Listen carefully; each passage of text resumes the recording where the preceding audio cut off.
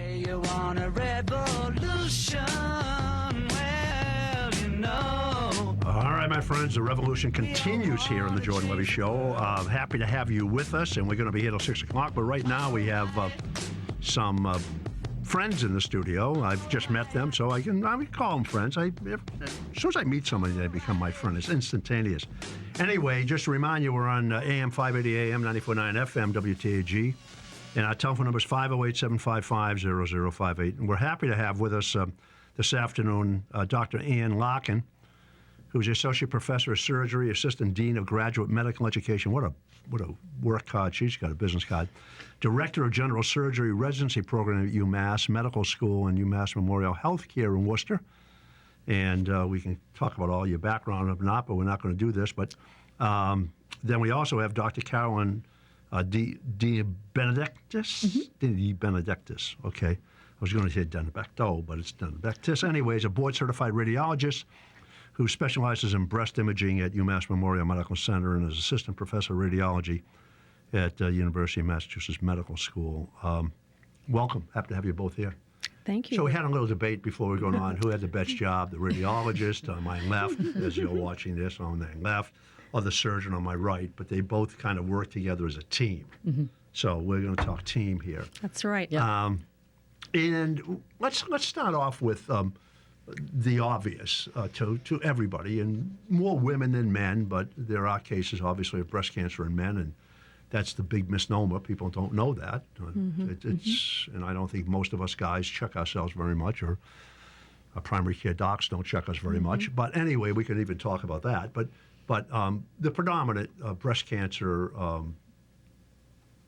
people happen to be women, that's just where it is at. So confusion a little bit in the process. Each day, you kind of wake up and you read the paper or you hear the news, and they have new findings and new kind of mammograms are the greatest one. You know, now you should go at 40 years old, you should go at 35 years old, you should go once a year, you should go twice or once every 2 years. So Dr. Larkin, let me start off with you. Are you confused about all of this, or does it just make your job a little more difficult? All of the above, I would say. All of the above, huh? Luckily, I have my radiology colleagues that I can call upon all the time, but I do think that there's been a real swing in how we screen patients now, and patients are getting a somewhat confusing message. In 2009, the U.S. Preventive Services Task Force came out with new recommendations about screening, suggesting that women in their 50s only had to be screened a couple of times or every 2 years, and women in their 40s didn't really have to be screened at all, except in very specific circumstances. And that started a real high level of, first of all, backlash from our patients, from society in general, but it also generated a lot of confusion. More recently, the American Cancer Society has even come out now with modified recommendations about screening, and that's sort of gone on to maybe increase that confusion a little bit more. Mm-hmm. Yeah. Adding a third party.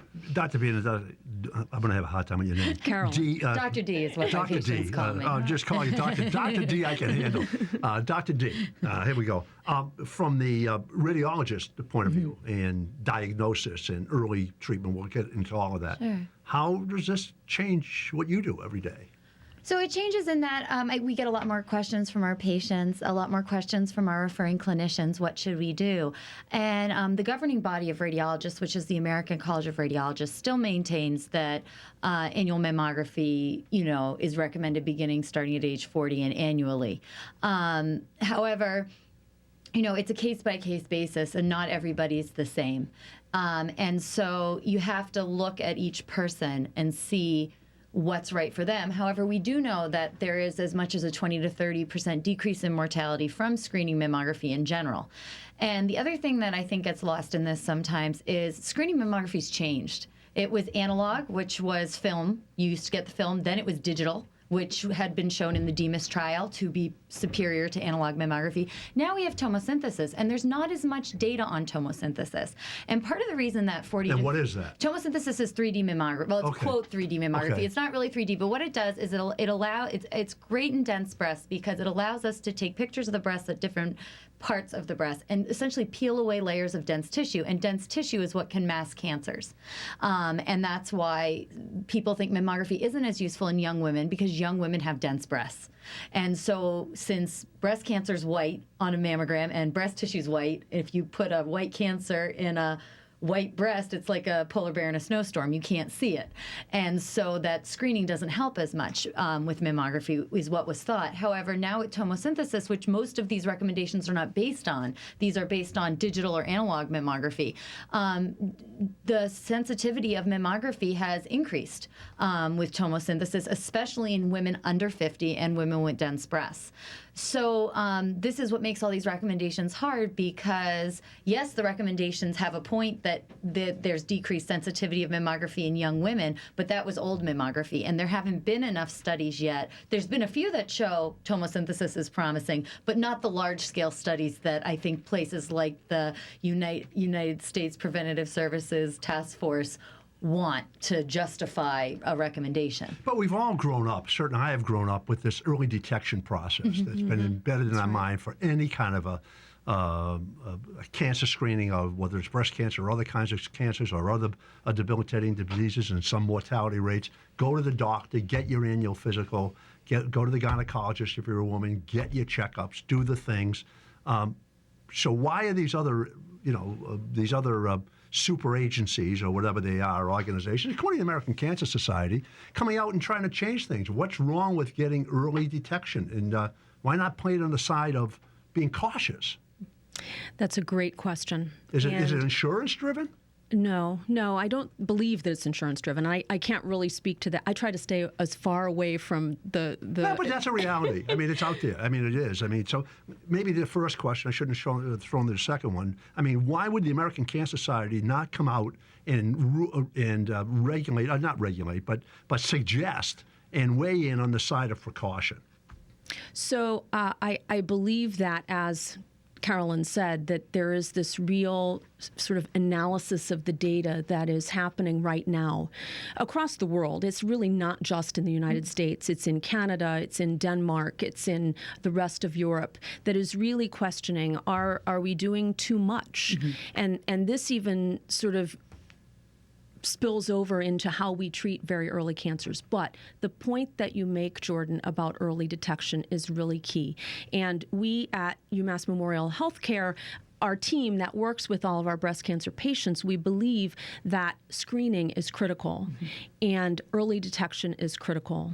And how we get there is a very individualized process with our patients and the primary care docs with their patients as well. Yeah, I mean, I've read a little bit about this, and this is where the ignorant part comes in, because a little bit of knowledge is dangerous to guys like me, but I've read about it, and they say, okay, we really shouldn't be doing as much of this because we're putting patients through a lot of anxiety. Yes.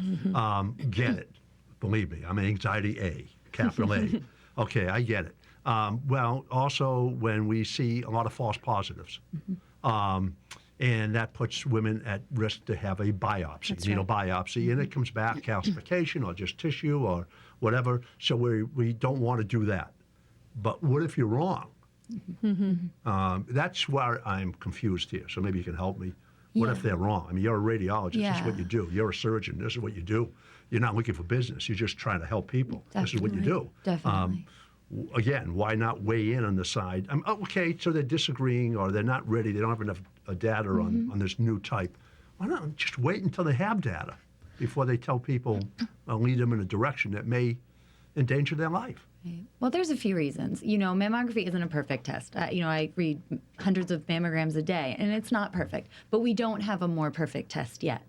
And it would be great if we could tell more and there weren't as many false positives. It would also be great if from diagnostic imaging we could also tell which are the high-risk cancers and which are not the high-risk cancers.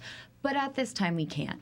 One big issue is screening for prostate cancer and breast cancer. It costs $20 million. So it is expensive. So it's expensive and it provokes anxiety. So any way to decrease patient anxiety and any way to decrease healthcare costs is great. But right now we don't have a better test. This is the best test. So the way to be on the side of caution is to screen. And even though there are these recommendations cautioning it, we don't have anything better. So you don't want to stop screening altogether based on recommendations that it's not a perfect test, unless, because then we're going to miss cancers. So until there is a better test, all we have is screening, and you have to look at each person's individual risk factors and decide if screening is right for them. And in most cases, it is. Yeah, you're right. In prostate cancer in men, you go for an annual PSA, and if you're smart, you go to a urologist or your general practitioner if that's what you want, and you get an examination. You have a digital examination, and if there's anything there, you hope it's early. And there's a debate of what kind of cancer do you have. Could be slow growing, and you may outlive it. Right. And some are more aggressive, and it has to be addressed. But at least you get screened. I mean, I get screened every single year, and that end of it.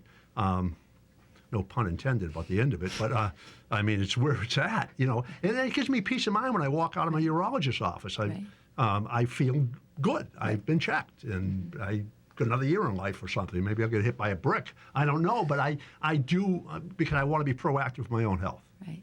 And I think women have to be the same way. Exactly. And as I said, that new 3D technology, the 3D mammogram or tomosynthesis, it's shown to decrease false positive rates from 12, if that were 12%, now down to 8%. How about CAT scans or other types of instruments that are there? Sure. So we do have a breast CT at UMass. It's one of very few in the country. However, right now it's more in an investigational stage. Okay, so that hasn't been proven. It's not proven to be for screening. Right now we're using it for diagnostics and trying to prove it in the diagnostic realm. And then once it's proved itself in the diagnostic realm, then you can move on to screening. But that is coming down the pipeline, hopefully. Is there any concern there with the amount of radiation that you get between a CAT scan and basic mammography? Sure. So I think it's not as much. It's not that much more than basic mammography with tomosynthesis. The CAT scan it's a very low dose CAT scan, and so they're optimizing the dose so that it's somewhere between a regular mammogram and tomosynthesis. The dose, because tomosynthesis is a little more radiation, the 3D mammogram, than a regular mammogram, but those patients are less likely to be called back for additional views after their first mammogram, which would cause additional radiation too. So it's kind of a balance. Exactly. We're going to take a quick break and get a commercial break in here. And Dr. Larkin, when we come back, let's talk a little bit about when it's picked up on radiology, what's the next step? What do you do? And how does the hospital kick into a support mechanism for someone that's been hopefully early diagnosed with breast cancer? We'll be right back.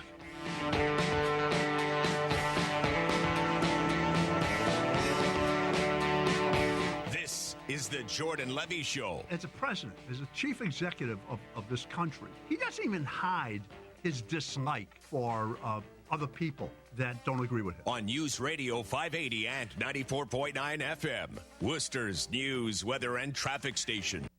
Charter TV3 and Umass Memorial Health Care have teamed up to bring you the latest news and trends in healthcare. Health Watch, presented by Umass Memorial Health Care, brings you the healthcare topics that are important to you. From stroke prevention to allergies, skin care to sports injury prevention, and nutrition to pregnancy, Health Watch and Umass Memorial Health Care informed you on the issues that affect you on a daily basis. Health Watch on Charter TV3. For extended interviews with Umass Memorial Health Care experts, log on to our website. Charter TV3 and Umass Memorial Health Care have teamed up to bring you the latest news and trends in healthcare. Health Watch, presented by Umass Memorial Health Care, brings you the healthcare topics that are important to you. From stroke prevention to allergies, skin care to sports injury prevention, and nutrition to pregnancy, Health Watch and Umass Memorial Health Care informed you on the issues that affect you on a daily basis. Health Watch on Charter TV3.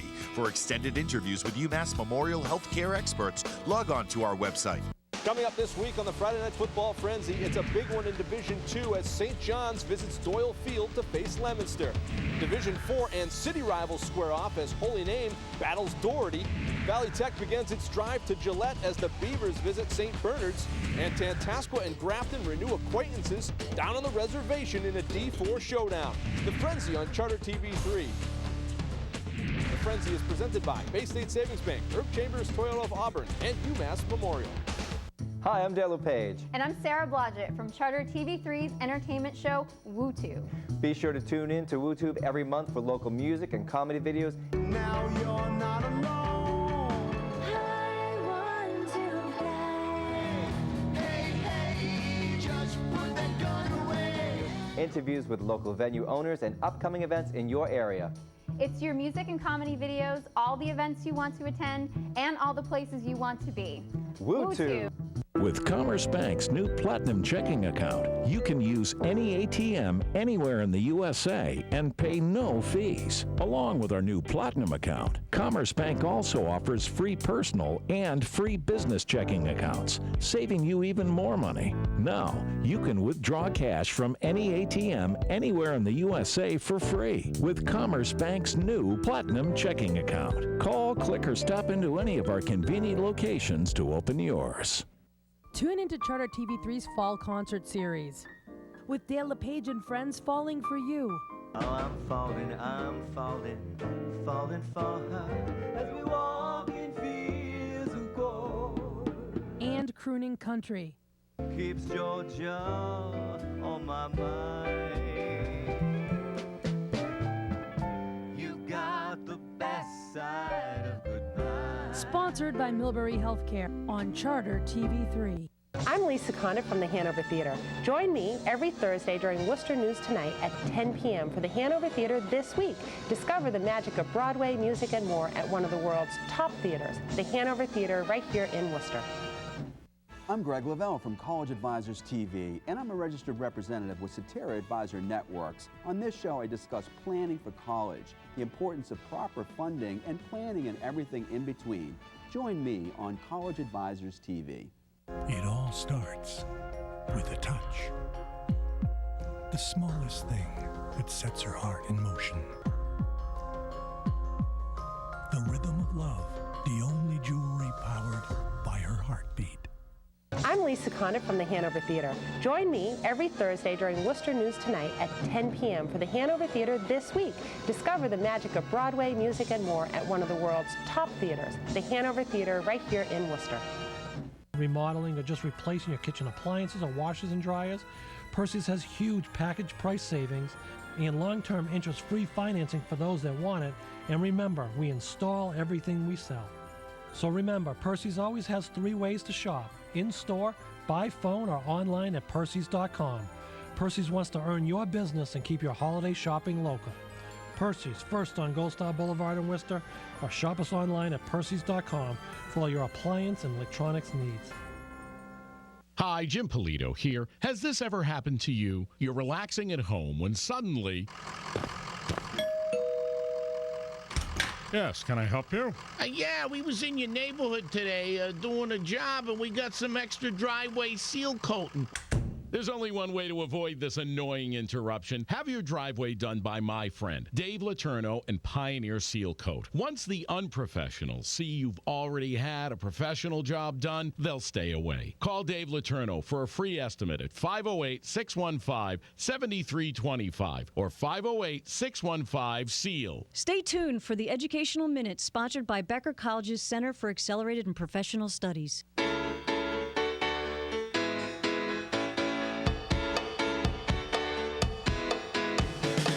Friends, we're back with you here on the Jordan Levy Show. We have Dr.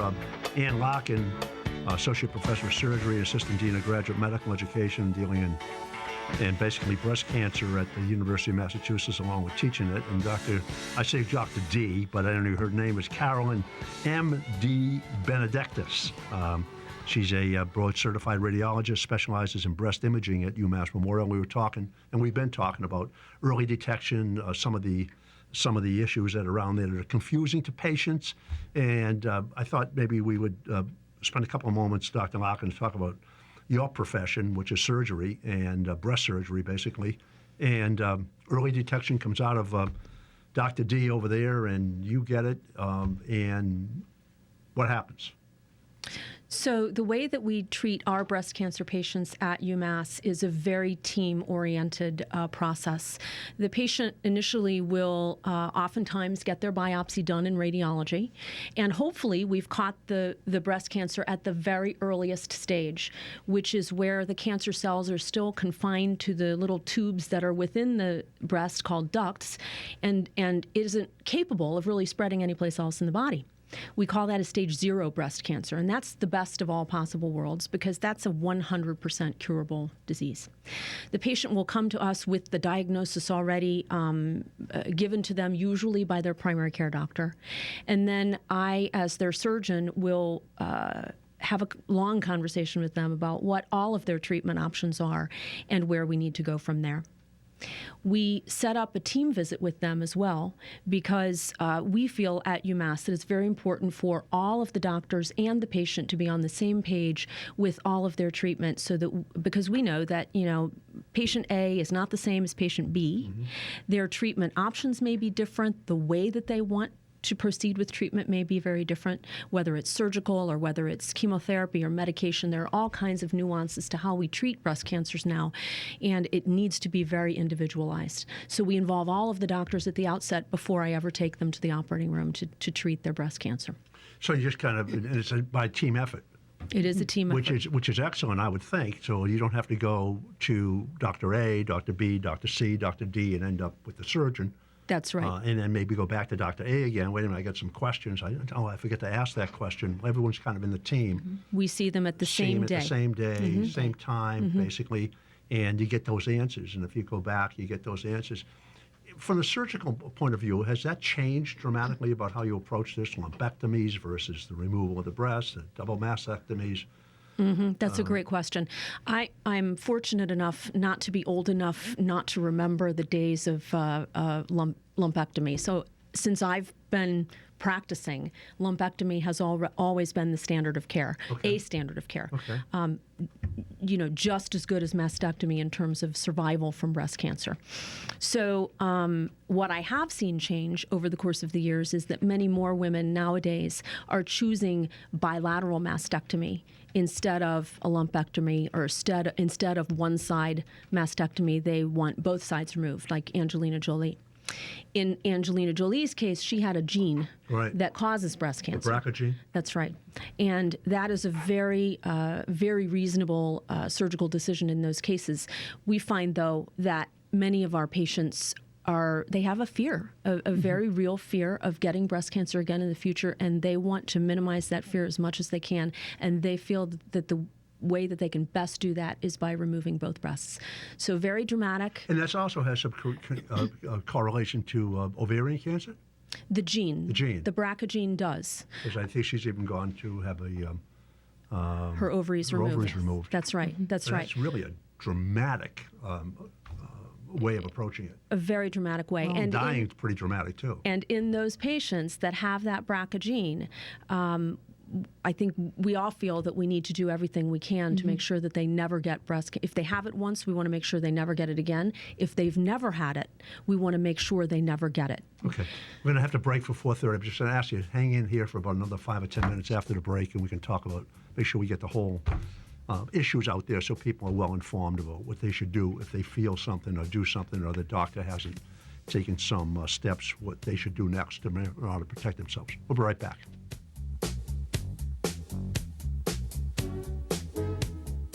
This is the Jordan Levy Show. You cannot support a democracy, an economy, if we have 40% of the people in this country are non-productive. You cannot do that. On News Radio 580 and 94.9 FM, Worcester's news, weather, and traffic station. My guest in this first segment is Nigel Belgrave, who recently joined the Chamber with the start of his new business. Nigel, welcome. Thank you. Thank you. I'm excited to be here. Yeah. Well, Nigel, I want to get into specifically your business, Pure Clean, and what it does. But before we do, maybe we could share with our guests, our viewers, a little bit about yourself. I know that You're a veteran of the United States Air Force. Yeah, I spent 4 years in the Air Force from 90 to 94. I was stationed 6 months in Texas and then 3.5 years out in California. I was a medic in the Air Force, and my peacetime responsibilities was actually labor and delivery. So I helped deliver over about 120 babies. Wow, so wow. Interesting times, Yes, absolutely. yeah, It was yeah. a lot of fun. And then you went from helping deliver babies in the United States Air Force and serving in the military to banking. Yes, banking came next. Did 20 years in banking. Had a very good time with banking, met a lot of great people, a lot of the local banks, Bay State Savings, Digital Credit Union, Flagship Bank, and most recently with Marlboro Credit Union. So St. Mary's Credit Union, I'm sorry. St. Mary's, yeah. And then out of that, that entrepreneurial spirit that you have it's always with me, yes. with you, and you saw in action working in the banking field, led you to secure a franchise for Worcester and Southern Worcester County. You got it, yeah. I recently purchased a PuraClean franchise. We opened up our doors January 1st, right in the middle of the winter, right in the middle of a very hectic time, and just went straight to it. Went out and got busy. And PuraClean, I like the phrase how you describe it, or the company describes it, the paramedics of property damage. Yes. And so for our viewers, PuraClean, how would our viewers or somebody become a customer of yours? Okay, PuraClean, we're a restoration company. So what we traditionally do is we fix when there's a problem in the home. So if you have a water pipe burst, for example, we'll come in, we'll clean up all the water damage after you've had the pipe fixed. We will come in, we'll clean up the water damage. If there's standing water on the floor, we'll remove that. If carpets are wet, floors are wet, hardwood floors, we'll dry those out for you. If furniture got wet, we'll dry that as well. We also deal with drywall, anything, ceilings, all that kind of stuff, so we completely dry it out. We also deal with circumstances where people will have fires in the home. Recently, we're dealing with a case where someone had a fire in the attic. The fire department came, put that out, but water went right through the house. So we're doing two things there. First, we're cleaning up the smoke damage, and we're getting the smell of the smoke out of the home. And then we're going through the house and we're cleaning up all the water damage. So again, drying the ceilings, drying the walls. So when someone has a crisis like that, and we saw a lot of that with the winter that we've had. Oh, absolutely.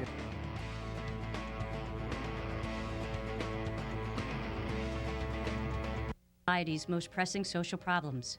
They develop new ideas for wide-scale change. Hi, this is Colleen Bielitz from Becker College. Becker College provides a critical foundation for educating our students in solving complex social problems and creating new value in the global economy. Nobel laureate Professor Muhammad Yunus, one of the greatest entrepreneurs of all time, selected Becker College as the first Yunus Center for Social Business in the United States. Becker College is among a prestigious group of only 15 Yunus centers throughout the world. The new Yunus Center for Social Business at Becker College will help build social business entrepreneurs who can transform lives and communities. If you're interested in learning more, then I invite you to visit becker.edu. With 230 years of business education, Becker College, we know business. From the WTAG Weather Center, here's the latest forecast. Good afternoon, everyone. The nice weather continues with high temperatures this afternoon near 70. And for tonight, partly cloudy, areas of fog, mid-50s. Tomorrow, partly to mostly cloudy, high temperatures 68 to 72 degrees. Chance of some showers Friday night, low temperatures in the low 50s. Saturday and Sunday, sunny to partly cloudy, highs on Saturday, 56 to 60 degrees, highs on Sunday, 46 to 50. And you can get your weather all day long on WTAG.com. Live from the Carr Financial Group studio, it's the Jordan Levy Show on WTAG, News Radio 580 and 94.9 FM, Worcester's news, weather, and traffic station.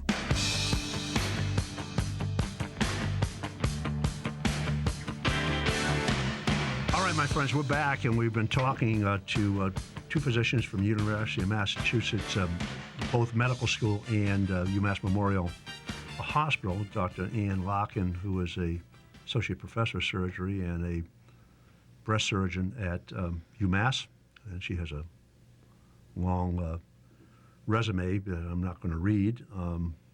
She likes music, though. She likes to sing and play the piano, so I'll get that in there, all right? And I don't know if you do that while you're doing surgery or not, but we had a couple of kids and lives in Shrewsbury. We're happy to tell them that, and married. Anyway, and Dr. Caroline DeBenedictis, is a board-certified radiologist who specializes in breast imaging at Umass Medical Center, and assistant professor of radiology, and I don't see anything about singing and playing music, so I guess you don't sing or play music, doctor. So anyway, let's, you wanted to talk a little bit about Massachusetts general law, or about breast density law. Mm-hmm. We had to pass a law about breast density. Mm-hmm. Yeah. Wow. So okay, what is breast density law? So everyone's breast is a different density, and that's the ratio of fat to breast tissue in the breast. And breast cancer occurs in the terminal ductal lobule units, which are essentially the lobules of the breast tissue. So the more breast tissue you have, the more of those units you have, and the more risk there is that you could have a mutation in one of those units and get breast cancer. Also, the more breast tissue you have, the harder your mammogram is to read. Again, it's the way you look at it is, as I said, the breast cancer is white, the tissue's white. So it's hard to see a white mass in a white breast. So if you have a very dense breast or a white breast on mammogram, it's hard to see a cancer. So what was happening is women with these dense breasts were getting mammogram reports saying, everything's okay, we didn't see anything, and thinking that there was no chance on earth they could still have breast cancer. And the problem is, in dense breasts, the sensitivity of mammography is decreased due to the reasons we just said, and their risk of breast cancer is increased. And so people got very upset when they would find this out, or people who the mammogram didn't catch their breast cancer would say, but they told me I didn't have breast cancer.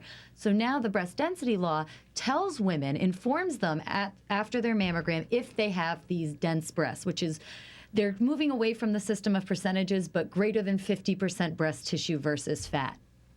In the breast.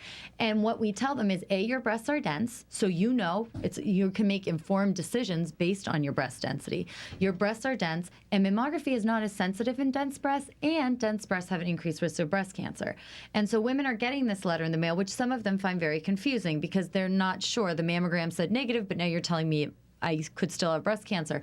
But essentially what it does is it's informing patients so that they can make informed decisions on what to do next. So they might go see Dr. Larkin at the Comprehensive Breast Center and get a risk assessment to see, am I high risk and I have dense breasts, in which case maybe MRI is right for me, maybe I should be being followed closely, even be put on prophylactic medication, or am I really low risk and just adding tomosynthesis, that 3D mammogram, is enough to increase the sensitivity of my mammogram. So essentially, it's a rule that's empowering women to make informed decisions regarding their mammogram results. Okay, let's talk risk factors if we can. Absolutely. Before we, age, diet, ethnicity, race, size of breasts. Hormone exposure as well. I think okay. that's a big one. But the thing that I stress to my high-risk patients, women who have never had breast cancer, who come in for a risk assessment, the biggest risk factor that they have is their gender. It is not their family history. It is not their breast density. It is not their age of their first child. It is the fact that they have breasts. 1 in 8 women is going to get breast cancer over the course of their lifetime. I think sometimes women feel that if they don't have a family history, then their risk is non-existent, and that's really not the case. But hormone exposure, so how long your body has been exposed to all kinds of hormones, so what age you had your first child, all of those things sort of play into it. Family history, a very, very, very important risk factor as well, and one that usually is not underestimated by patients, but sometimes if it's someone that's really not in the immediate family, patients may not remember that it does increase their risk. Ethnicity? So Ashkenazi Jewish patients are at significantly higher risk for having that BRCA mutation. Mm-hmm. So that's a really important ethnic risk factor that we Should pay. all Ashkenazi Jews, women, have that test, that BRCA test? Not necessarily have the test, but certainly have a discussion with their doctor about whether or not they may need to be screened differently. With the gynecologist. Their gynecologist, their primary care doctor, or even in the high-risk center at the Comprehensive Breast Center. Okay. How about race? Race, it's not strong, I would say. White women tend to be the highest risk. Okay. Hispanic women tend to be a little bit protected, but I don't want to overplay that too much because I don't want your listeners to feel that if they are Hispanic or Black, that maybe they shouldn't be screened. Everyone needs to be screened equally, and then how that's handled from there is a discussion with their doctor. How about diet? we underestimate and probably emphasize the importance of the diet. Not once you have breast cancer, but getting Beforehand, exactly. We know that the closer you are to your ideal body weight, the less fat cells you have in your body to hold estrogen, the lower your risk is for developing breast cancer. So high-fat diets that are high in alcohol, tend to be bad for women in terms of their risk of breast cancer. On the other hand, smoking, I also don't want to underestimate the importance of not smoking. Really important that we maintain as healthy a lifestyle as we can to prevent this from happening. It's amazing. There's so many things you can do. I guess, last question, I guess, and I'm going to let you both get out of here, or you've had a long day.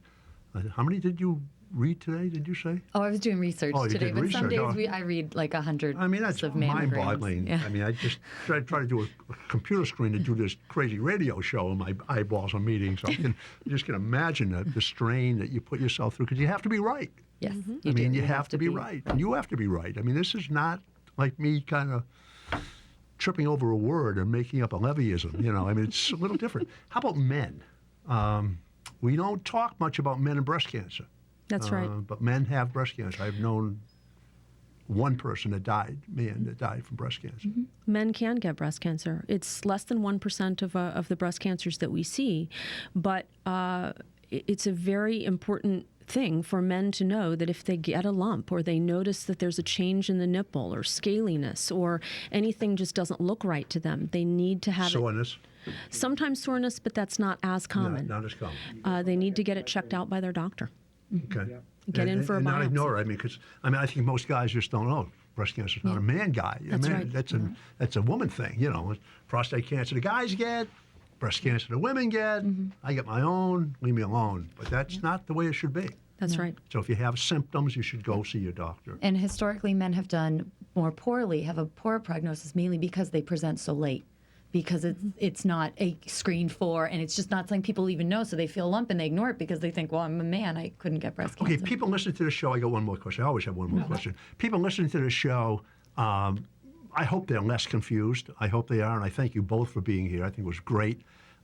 What's the protocol people should follow right now? Should they, obviously, you're not going to supersede the general practitioner that they're going to see, nor the gynecologist they're going to see, but from your both professional approach to, with all this American Cancer Society and everybody else, what's the protocol that people really should they just go about their process as they have been going at 40 years old and annual mammograms at this point, if that's where they feel comfortable until there's more evidence?